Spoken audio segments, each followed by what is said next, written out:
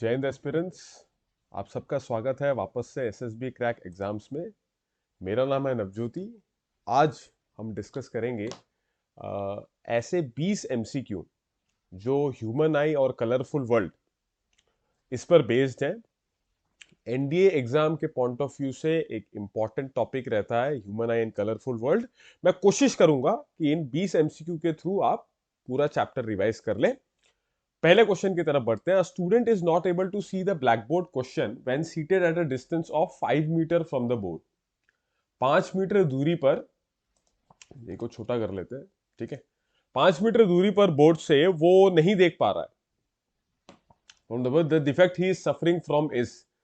तो दो तरीके की मेन डिफेक्ट्स होती है। एक तो ये होता है कि मुझे दूर का नहीं दिख रहा, पास का दिख रहा है, और पास का नहीं दिख रहा, दूर का दिख रहा है। So one is called myopia and another is called hypermetropia. और दूसरा, तो विजन पर बेस्ड ये दो बीमारियां हैं, आई डिजीजेस हैं। और एक और है आपका प्रेस बायोपिया, जिसमें दोनों केसेस होते हैं कि बहुत पास का भी नहीं दिख रहा और बहुत दूर का भी नहीं दिख रहा। इस केस में, इस क्वेश्चन में ये पूछा गया है कि ब्लैक बोर्ड का क्वेश्चन 5 मीटर के बाद नहीं दिख रहा। अगर वो 5 मीटर तक बैठा है तब तो ठीक है, लेकिन जैसे ही उसकी दूरी 5 मीटर से बढ़ गई तो नहीं दिख। तो मेनली क्या हो रहा है, यहाँ दूर का नहीं दिख रहा उसे। 5 metre is a very good distance. दूर का नहीं दिख रहा, तो दूर का नहीं दिख रहा होता है मायोपिया। ठीक है, so answer here would be myopia. ठीक है, ओके। वैसे नियर पॉइंट और फार पॉइंट एक ह्यूमन आई के लिए कितना होता है? नियर पॉइंट रहता है आपका अराउंड 25 सेंटीमीटर, कि 25 सेंटीमीटर के बाद से दिखना शुरू हो जाता है from your I. And far point आपका जो है वो इन्फानाइट है, कि कितने भी दूर तक देख ही लेता है वो। ठीक है, 5 मीटर काफी दूर है, तो उसका बेसिकली क्या है कि फार पॉइंट जो है वो खसक के पास आ गया है। तो अब 5 मीटर के बाद उसे नहीं दिख रहा है, तो 5 मीटर के बाद नहीं दिख रहा मतलब दूर का नहीं दिख रहा, तो दूर का नहीं दिख रहा है इस मायोपिया। ठीक है, आगे बढ़ते हैं। विच of the following colours has the longest wavelength? Wavelength अगर देखा जाए तो जैसे रेनबो के कलर्स में भी हम देखते हैं विब ग्योर, और ये जो है this is increasing wavelength, this is increasing wavelength. तो सबसे बड़ा होता है रेड का, तो इसका आंसर हो जाएगा red. Blue green yellow red, answer है इसका रेड। ठीक, आगे बढ़ा जाए। When white light passes through a prism it splits into its component colours. इस फिनोमिना को क्या बोलते हैं? जिसमें एक प्रिज्म पे जब आप व्हाइट लाइट पास करें तो वो अपने कंपोनेंट कलर्स में डिवाइड हो जाता है, और वो कलर्स आपके रेनबो के ही कलर्स हैं, विबग्योर। इस फिनोमिना को बोलते हैं डिस्पर्शन। इस फिनोमिनन को बोलते हैं डिस्पर्शन। कैसे जाता है? व्हाइट लाइट ऐसे गया, ये व्हाइट लाइट सनलाइट भी हो सकती है, उसको भी एक व्हाइट लाइट की तरह हम कंसिडर कर सकते हैं। व्हाइट लाइट मतलब कुछ भी जो इन 7 कलर से बना हुआ है, या जिसको जब डिस्पर्स करे, ऐसी लाइट जिसका जब डिस्पर्शन हो तब 7 इस तरह से कंपोनेंट लाइट्स मिले हमको, red orange yellow green blue indigo violet. ठीक है, इस फिगर में आपको दो चीजें ध्यान रखनी है। क्या? कि सबसे कम डिविएट होकर जाता है रेड, और सबसे ज्यादा जाता है वायलेट, और ये वेवलेंथ पर है। ठीक है, कम वेवलेंथ वाला ज्यादा डिविएट करेगा, ज्यादा वेवलेंथ वाला कम डिविएट करेगा। इसको ध्यान रखना है। ठीक है, आगे बढ़ते हैं। Streaming of light beams from the sun through trees is said to have suggested that light travels in straight lines. तो ऐसे कई बार एकदम सुबह सुबह ठंड के दिन जब सूरज आपको हल्का हल्का दिखना शुरू करेगा, तो सनलाइट जो है वो अगर आप देखें तो वो देखेंगे कि वो एक बीम्स की तरह निकल के आ रही है, और उससे पता चलता है कि हाँ, लाइट स्ट्रेट लाइन में ट्रैवल करती है। ये जो पार्टिकल्स हैं इन लाइट की पाथ में दिखना क्यों शुरू हो जाते हैं? क्योंकि ये जो पार्टिकल्स हैं ये स्कैटर करते हैं लाइट। सो वो बेसिकली डस्ट पार्टिकल्स ही हैं, and they are basically scattering the light into our eyes. That's why we are able to see, और we are able to get some idea of those particles. तो इसका answer हो जाएगा dust particles scatter light into our eyes. ठीक है, this is very similar to how Tyndall effects works. Tyndall effect में colloidal solution होता है, यहाँ एग्जैक्टली कोलॉइडल नहीं है, पार्टिकल्स का साइज कंपेरेबल है कि वो स्कैटर कर सके, कंपेरेबल है वेवलेंथ ऑफ द लाइट के, तो वो स्कैटर कर देती है और इस तरीके से आपका हमें वो फिर दिखने लग जाती हैं वो पार्टिकल्स। और डस्ट तो आप वैसे भी देख पाते हैं, जैसे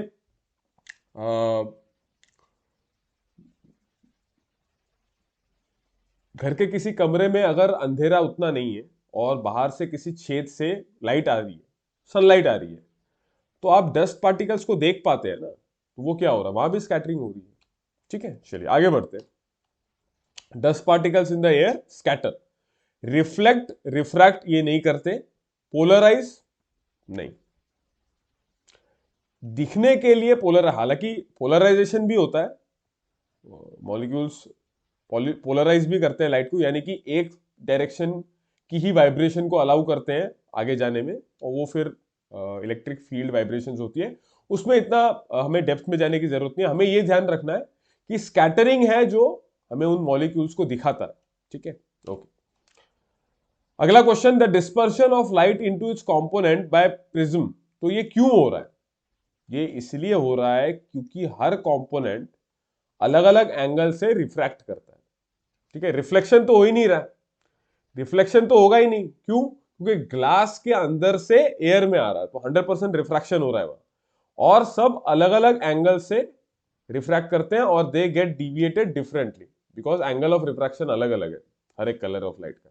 तो इसका आंसर हो गया ऑप्शन नंबर बी, कि each component gets deviated by a different angle of refraction. तो ये इस तरीके से रहता है, जैसे व्हाइट आया, रेड सबसे ऊपर, वायलेट सबसे नीचे, तो सबका एंगल ऑफ रिफ्रैक्शन जो है, जैसे अगर आई और आर के टर्म, जैसे डेल्टा के रेस्पेक्ट में one, this is angle of deviation, तो ये एंगल रेड का सबसे कम है और वायलेट का सबसे ज्यादा। तो every light, every component light gets deviated by a different angle, and that is why we are able to see 7 different components. ठीक है, चलिए आगे बढ़े। How many times does a ray of light bend on passing through a prism? तो एक prism बना लेते हैं, लाइट रे ऐसे आई, तो ये देखिए एयर से ग्लास में गया, और इसको मैं ग्लास का मान रहा हूं। ठीक है, जनरली हम स्टडी करते वक्त ग्लास ले लेते हैं, तो यहां ये रिफ्रैक्ट करेगा, तो ये इस तरीके से चला गया मान लीजिए। ठीक है, और फिर यहां से अगेन फिर ग्लास से एयर में गया, तो फिर बेंड होगा, तो इस तरीके से कुछ रहेगा। जैसे यहां तो नॉर्मल है आपका, तो वैसे ऐसे जाना था, लेकिन फिर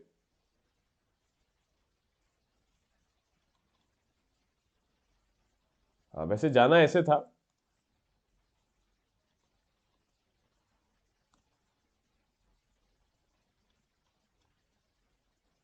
और ये है नॉर्मल, तो टूवर्ड्स द नॉर्मल आ गया, और यहां इस केस में ये है आपका नॉर्मल। ठीक है,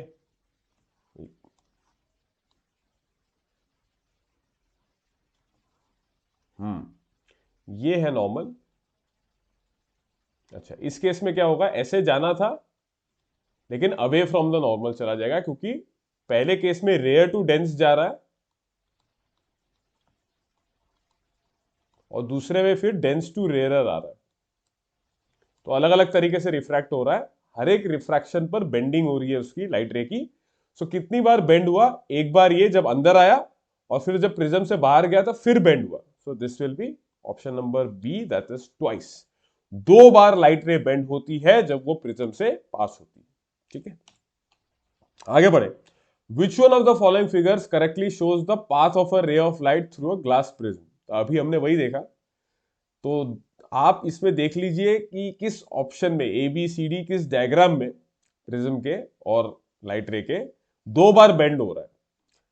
तो आप देखेंगे कि डी में भी एक ही बार बेंड हुआ, ये सीधा यहां पर एक बार बेंड हुआ इस पॉइंट पे, लेकिन यहां बेंड नहीं हुआ, यहां सीधा चला गया। यहां पर तो सीधा ही चला गया, ये तो पॉसिबल नहीं है। यहां पर भी सीधा आ गया, पॉसिबल नहीं है। ऑप्शन ए देखिए, ऑप्शन ए को थोड़ा जूम्ड इन वर्जन देखते हैं इसका। ऐसे आया, ऐसे बेंड हुआ, और फिर ऐसे आ रहा है। ठीक है, या इस तरीके से, तो 2 बार बेंड हो रहा है, इसलिए आंसर हो गया इसका ऑप्शन नंबर ए। ठीक है, याद रखिए बेंडिंग दो बार होगी, एक बार जब अंदर जाए और एक बार जब अंदर से बाहर आए। अच्छा, तो ये रहा ऑप्शन नंबर ए इसका आंसर। ठीक है, आगे बढ़े। अगला प्रश्न, Tyndall effect is a phenomenon of. तो टिंडाल इफेक्ट में भी स्कैटरिंग होती है, तो अगर आपको सिर्फ इतना ध्यान है कि Tyndall effect is about scattering, आप सीधा ऑप्शन ए पे टिक मारिए, फिर वो कोलॉइडल है कि डस्ट उसको छोड़िए। और वैसे बाय डेफिनेशन होता है कि scattering of light by the colloidal particles. इस तरीके से होता है आपका टिंडाल इफेक्ट। अगर सॉल्यूशन है जहां पर पार्टिकल्स का साइज बहुत छोटा है, वहां पर नहीं दिखेगा आपको लाइट रे उसके अंदर, लेकिन कोलॉइडल सॉल्यूशन के अंदर इस तरीके से ये देखिए लाइट रे दिख रही है यहाँ पे, तो ये दिखेगा। ठीक है, क्योंकि जो कोलॉइडल पार्टिकल्स है वो उस साइज के हैं कि वो लाइट रे को स्कैटर कर सके, इसलिए लाइट रे हमें दिख रही है। और फिर अंदर के पार्टिकल्स, हालांकि अंडर माइक्रोस्कोप हम देख सकते हैं आराम से,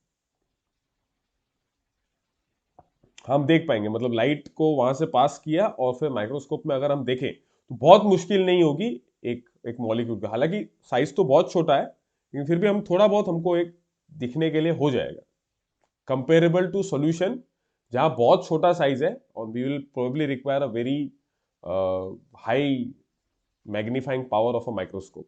ठीक है, लेकिन कोलॉइडल के पार्टिकल्स हम देख पाएंगे because of the light that has passed there. ठीक है, चलिए आगे बढ़ा जाए। Which colour of sky will appear to passengers flying at high altitudes. तो वैसे तो स्काई ब्लू दिखता है, और इसका रीजन ये है कि रेले स्कैटरिंग की स्कैटरिंग इज डायरेक्टली प्रोपोर्शनल। कितना अमाउंट में स्कैटरिंग चाहिए आपको, वो प्रोपोर्शनल है वेवलेंथ के इनवर्स, या 1/λ², ऐसा आप बोल सकते हैं। और this is amount of scattering. तो वैसे जो स्काई है दैट इज ब्लू बिकॉज क्योंकि it has to get scattered in a huge area. ज्यादा एरिया में स्कैटर होना है तो ज्यादा स्कैटर होना पड़ेगा। ज्यादा स्कैटर होने के लिए you will have to go with the minimum या लीस्ट वेवलेंथ। तो लीस्ट वेवलेंथ किसका है, वायलेट इंडिगो ब्लू, तो वो रेंज पूरा कवर अप होके एज अ ब्लू दिख जाता है, लाइट ब्लू। ठीक है, ठीक है, लाइट ब्लू का एक आपको इफेक्ट दे देगा, वायलेट इंडिगो और blue the initial colours in the VIBGYOR. अच्छा, तो आप हाई एल्टीट्यूड्स पे भी फ्लाई करिए, स्काई तो कभी भी ग्रीन ऑरेंज या ब्लैक नहीं दिखेगा आपको, ब्लू ही दिखेगा। हाँ, आप बहुत ज्यादा ऊपर चले गए, हालांकि यहाँ तो एरोप्लेन में ही जा रहे हैं आप, तो 100% है। अगर एक्सपीरियंस से भी ये बता देता है कि इस पे आप ब्लू पे टिक मार सकते हैं। बहुत ज्यादा दूर मतलब आप रॉकेट से ऊपर ही चले गए एटमॉस्फेयर के बाहर, तब ब्लैक दिखेगा। लेकिन जब तक आप एटमॉस्फेयर में है, तो एटमॉस्फेयर के पार्टिकल्स क्योंकि स्कैटर कर रहे हैं लाइट, और वो ब्लू लाइट स्कैटर करके ब्लू लाइट का एक एक अभाव दे रहे हैं वहां पर, तो यहां आंसर हो जाएगा option number see that is blue. ठीक है, तो इस तरीके से रहता है। वैसे तो इंसिडेंट लाइट ऐसी आती है, डायरेक्ट आ रही है तो बिना स्कैटरिंग के तो हमको येलोइश दिखता है, और व्हाइटिश का भी भाव देता है वो दोपहर के वक्त। लेकिन एटमॉस्फेयर के अंदर किस तरीके से रहेगा कि we need to go for the highest amount of scattering, और हाईएस्ट अमाउंट ऑफ स्कैटरिंग कब होगी, जब वेवलेंथ सबसे कम। तो वेवलेंथ सबसे कम आपका वायलेट इंडिगो ब्लू, तो वो ब्लू का एक लाइट ब्लू का एक आपको एक भाव दे देता है।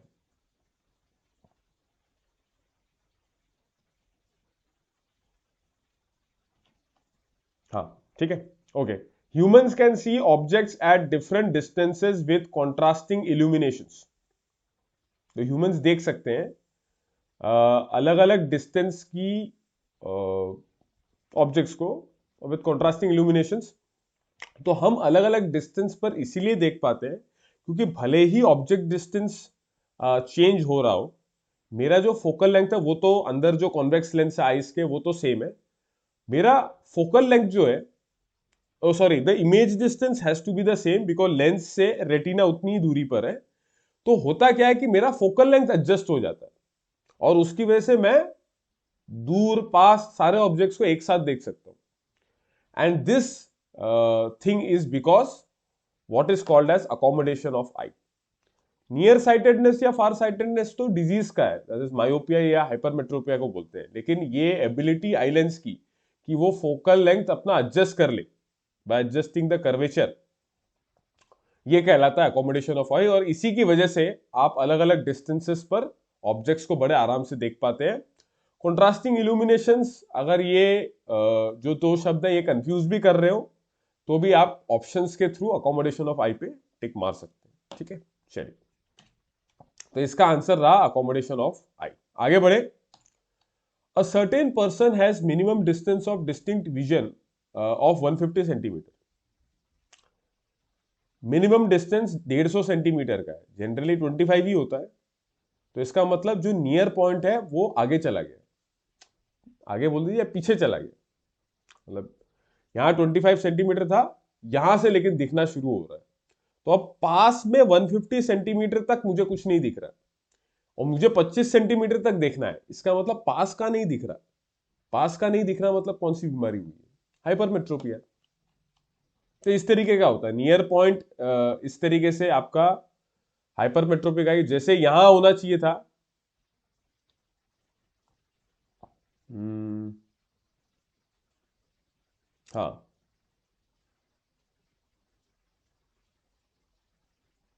हाँ, हाइपरमेट्रोपिक आई में नियर पॉइंट जो है वो यहां आ गया, एन डैश पे एक्चुअली होना चाहिए था, एन पे आ गया, पीछे चला गया। तो ये पार्ट पूरा ढंग से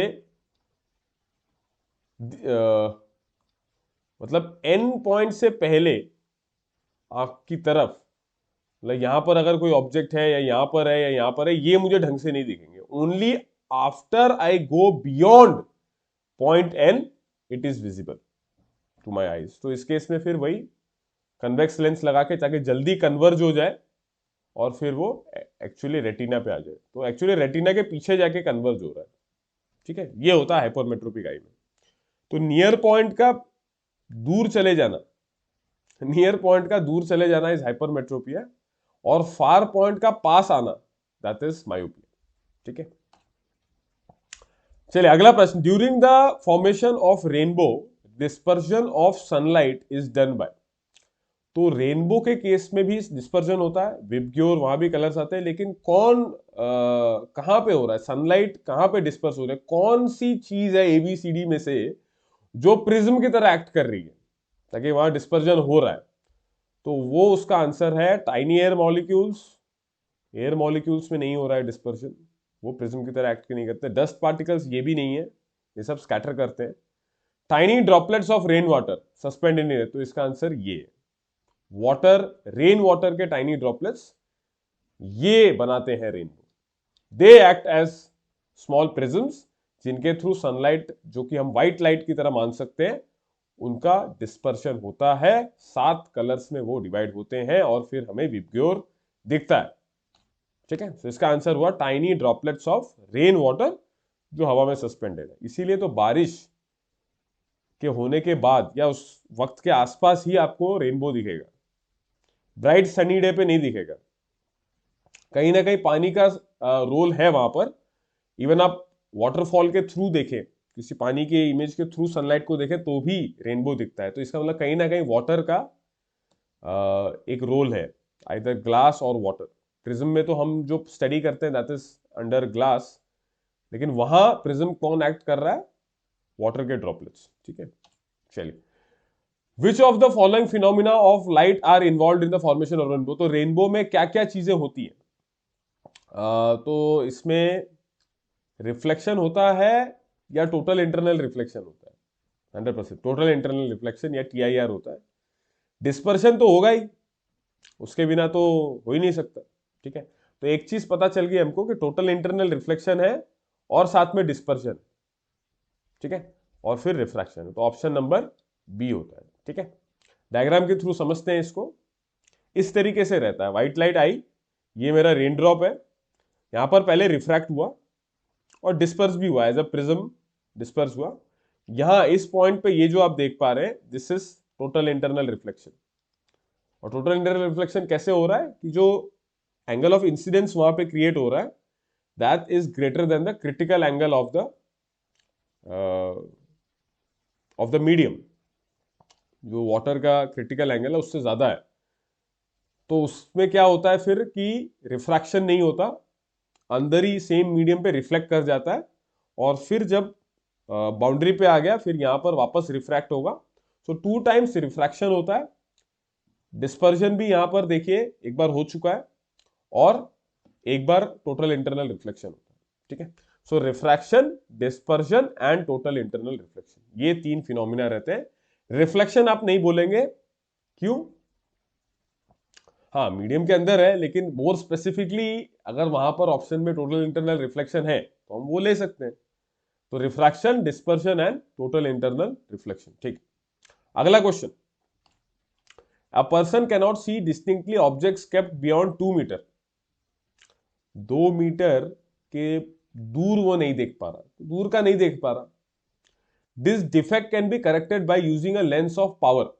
तो एक तो पहली बात ये क्लियर हो गई कि दूर का नहीं है, इसका मतलब it has to be a concave lens. और बीमारी कौन सी है? मायोपिया, जो कि मायोपिया में यूज होता है। ठीक, तो कनकेव लेंस में क्या होता है? फोकल लेंथ क्या होता है? नेगेटिव। तो इसमें से माइनस का ही आंसर होगा, या तो बी या डी। और पावर कैसे आता है? 1 फोकल लेंथ इन मीटर। और 2 मीटर के बियॉन्ड नहीं जा रहा है, तो वही मेरा फोकल लेंथ की तरह वर्क करेगा बियॉन्ड 2 मीटर। सो मुझे पावर जो लेंस की चाहिए होगी वो 2 मीटर पर ही चाहिए, उतनी ही फोकल लेंथ का मुझे लेंस चाहिए, और उसी पावर जो उस फोकल लेंथ से क्रिएट हो उतने का ही चाहिए। तो इसका आंसर हो जाएगा 1/2, दैट इज माइनस, अच्छा यहां -2 आएगा, तो -0.5 डायोप्टर। ठीक है, जिस पॉइंट से दिखना बंद हुआ वहां तक मुझे दिख रहा है, उसके बियॉन्ड नहीं दिख रहा, तो वो distance as a focal length लेकर आप पावर दिखाइए। वो पावर ही मेरे लेंस का पावर होगा, जो मुझे इससे देखने में मदद करेगा। इस बीमारी मायोपिया, जो मुझे दूर का नहीं दिखा रहा, जिस पॉइंट से दिखना बंद हुआ वही डिस्टेंस को फोकल लेंथ मान के आप पावर निकालिए। ये लेंस का जो पावर है यही एप्ट पावर है for my working in correction for myopia. ठीक है, आगे बढ़े। अ पर्सन कैन नॉट सी, ठीक है, तो ये मायोपिक आई में इस तरीके से आपका फार पॉइंट पास आ चुका है, 2 मीटर के बाद नहीं दिख रहा, तो आपने उसको डाइवर्ज किया, और ये देखिए पहले ही कन्वर्ज हो गया मेरा आई लेंस के अंदर। तो मैं डाइवर्ज और करने के लिए एक कनकेव लेंस लगा दूंगा, तो अल्टीमेटली फिर वो रेटिना पे जाकर कन्वर्ज हो जाएंगी लाइट रेज, तो वहां मेरा इमेज फॉर्म हो जाएगा। तो -0.5 डायोप्टर। तो आपको ये चीज का बस ध्यान रखना है, जिस डिस्टेंस आई से दिखना बंद हुआ वो डिस्टेंस को फोकल लेंथ मान के आप उस लेंस का पावर निकाल लीजिए। ठीक है, इनमें से कौन से प्राइमरी कलर्स हैं लाइट के? प्राइमरी कलर्स ऑफ लाइट, तो प्राइमरी कलर्स होते हैं blue, red and green. Option B, blue, red और ग्रीन ये प्राइमरी, और 3 होते हैं secondary, that is yellow, white and cyan. तो लाइट ब्लू और सियान होता है, व्हाइट इन सब का कॉम्बिनेशन। सेकेंडरी कलर्स हो गए येलो, मैजेंटा और सियान। तो एक एक दूसरे के दो दो प्राइमरी कलर्स के कॉम्बिनेशन से एक सेकेंडरी कलर मिल रहा है, या सेकेंडरी लाइट मिल रही है। रेड और ग्रीन को मिक्स करने से येलो, रेड और ब्लू को मिक्स करने से मैजेंटा, ब्लू और ग्रीन को मिक्स करने से सियान। ठीक है, अलग अलग कलर्स के नाम दिए गए, इन नामों को याद रखना है। ठीक है, प्राइमरी कलर्स लेकिन क्या है? Blue, red and green. ठीक है, चलिए आगे बढ़े। इनमें से कौन सा लेंस हेल्प करता है प्रेस बायोपिया को करेक्ट करने में? तो प्रेस बायोपिया कॉम्बिनेशन है एक तरीके से, अकोमोडेशन ऑफ आई, धीरे धीरे कि वो दूर का आराम से देख पाए, या पास के लिए तुरंत अपने फोकल लेंथ को एडजस्ट कर पाए, उसकी एबिलिटी थोड़ी कम हो जाती है विद एज। तो यही प्रेस बायोपिया का कंडीशन है, और इसमें दूर का भी ढंग से उतना नहीं दिख पाता, और कई बार पास का भी ढंग से नहीं दिख पाता। तो it's a combination of myopia and hypermetropia. तो इसमें जो लेंस यूज होता है that is bifocal lens. Cylindrical जो है that is used for astigmatism. ठीक है, तो बाइफोकल कैसे रहता है? नीचे वाला जो है ये मायोपिक आई के लिए, ताकि पास का दिखे, और ऊपर वाला जो है वो दूर का देखने के लिए, तो ये रहता है कॉन्वेक्स। और जो और जो चश्मे का नीचे वाला पार्ट है ये तो उल्टा रखा है इसलिए ऐसा दिख रहा है, और ये हो जाता है कनकेव, और साथ में इसी को बोला जाता है बाइफोकल कॉम्बिनेशन या बाइफोकल लेंस। ठीक है, तो प्रेस बायोपिया के लिए बाइफोकल लेंस। ठीक है, आगे बढ़े। The part of the human I on which the image is form, कहां फॉर्म होता है इमेज? रेटिना पर, प्यूपिल, रेटिना, कॉर्निया, आइरिस, रेटिना। ठीक है, इनके स्टेटमेंट्स को देखिए कौन सा करेक्ट है, उनमें एबीसीडी में से टिक मारिए। Iris controls the size of the pupil, this is correct statement, तो उल्टा नहीं होगा, pupil can not control the size of iris. अच्छा, eye lens forms an inverted real image, क्योंकि कन्वेक्स लेंस होता है, तो कन्वेक्स लेंस कैसा इमेज फॉर्म करेगा? It has to be real, ठीक है, and inverted, real and inverted image form करेगा ये। ठीक है, तो थर्ड स्टेटमेंट भी करेक्ट है। प्यूपिल controls the amount of light entering the I, yes absolutely. आपने देखा होगा कि अंधेरे से जब आप थोड़ा ज्यादा रोशनी की तरफ जाएंगे तो there is some part in the eye, या किसी की आंखों में अगर आप देखें तो साइज जो है वो बड़ा हो जाता है या छोटा हो जाता है, डिपेंडिंग ऑन किस एनवायरमेंट से किस में जाए। तो तुरंत देखेंगे तो साइज छोटा होता है, तो वो वही है, that is what pupil is basically adjusting, so that amount of light जो आई में जा रहा है that it is able to control. So fourth statement भी करेक्ट है, फर्स्ट, थर्ड और फोर्थ करेक्ट है, तो option number B would be correct, 1, 3 and 4। ठीक है, आगे बढ़ा जाए। अगला प्रश्न है, the danger signals installed at the top of tall buildings are red in colour, ये लाल रंग के होते हैं। These can be easily seen from a distance because among all other colours the red light, तो रेड लाइट की wavelength सबसे ज्यादा होती है और लंबी बिल्डिंग्स में एज अ डेंजर सिग्नल्स लगाया जाता है। हम चाहते हैं कि स्कैटरिंग सबसे कम हो, क्यों? अगर स्कैटरिंग बहुत ज्यादा हो गई तो मुझे पता कैसे चलेगा कि एग्जैक्टली कौन सा बिल्डिंग है जहां डेंजर सिग्नल लगा है ना? तो आप इसीलिए सबसे लीस्ट स्कैटरिंग वाला आपको चाहिए, ताकि एग्जैक्टली वही बिल्डिंग पे ऊपर वो रेड सिग्नल लगाए, ये मुझे पता रहे।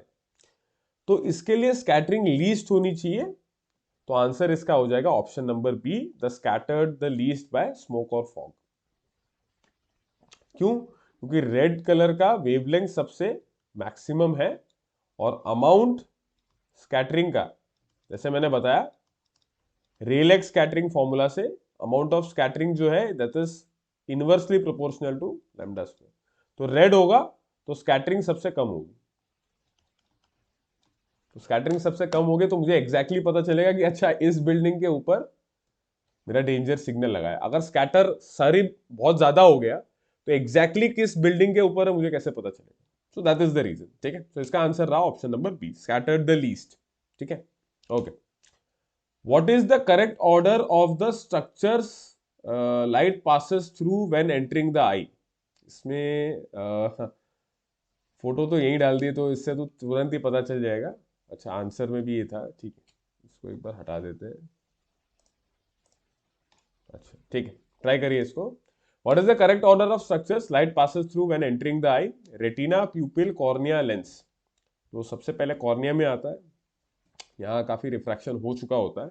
फिर प्यूपिल, वो कंट्रोल उसको करेगा आइरिस, और प्यूपिल लाइट रे का कितना अमाउंट जाना चाहिए उसको कंट्रोल करेगा, फिर लाइट रे लेंस पे, and then finally at retina. नहीं, ये तो क्लियर है कि रेटिना एंड में होगा, है ना, रेटिना एंड में होगा, ये तो क्लियर है। अच्छा, तो बी या डी में से, लेकिन स्टार्ट प्यूपिल या लेंस से नहीं होगा, it has to start with cornea, so option number B would be the correct answer. इस तरीके का स्ट्रक्चर रहता है आई का। सबसे पहले बाहर जो आउटर पार्ट है दैट इज कॉर्निया, यहां से लाइट रे अंदर आई, फिर प्यूपिल ने कंट्रोल किया कितनी लाइट रे जानी चाहिए, एक साथ एब्रप्टली बहुत ज्यादा नहीं जाने देगा वो, अंदर आया, अंदर देर जस्ट वहीं पर लेंस आ गई आपकी, ये लेंस, और फिर यहां से लाइट रे कन्वर्ज होकर ये रहा आपका रेटिना।